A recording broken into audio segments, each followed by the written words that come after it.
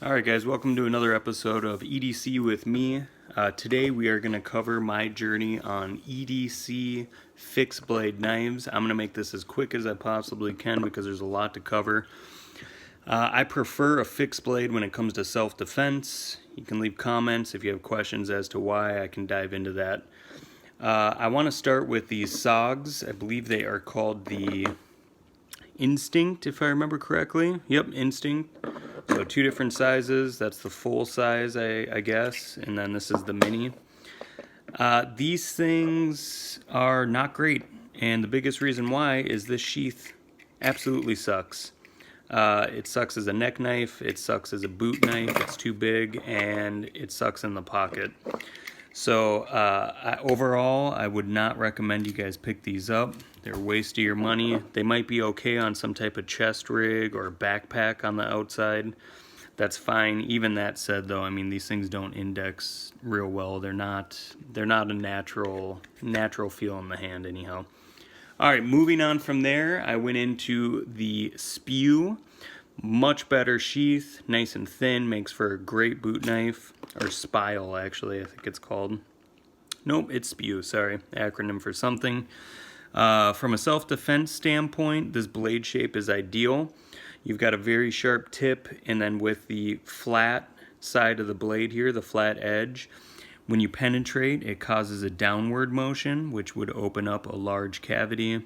Great blade design. Handle, not great for self-defense. It could get slippery. Ultimately, I ended up abandoning this. I did carry it for quite some time. You can see I beat it up. Blade did not hold up well. It does sharpen real well, but it didn't hold up well. And I moved into another CRKT, and that's the minimalist. This thing indexes much better, super grippy, jimping. Blade's tiny. It's not a great option for self-defense. It was a great pocket option just for day-to-day carry. They did a great job with the sheath. I attempted to do a quick deploy system, which I'll show at my final knife. And yeah, just overall, good solid knife. I definitely do recommend it, not as a self-defense knife, but as just a good fixed blade pocket knife. From there, I went into Gerber. Gerber, thank you very much for this sheath. You guys killed it. You can make adjustments here. It does not stick out far from the belt. It has, I can remove and reinsert either way, so it's ambidextrous when it comes to sheathing. That's great. Gerber, where I think you failed is in the knife itself. This is a 420 steel, I believe. Yep, 420 HC.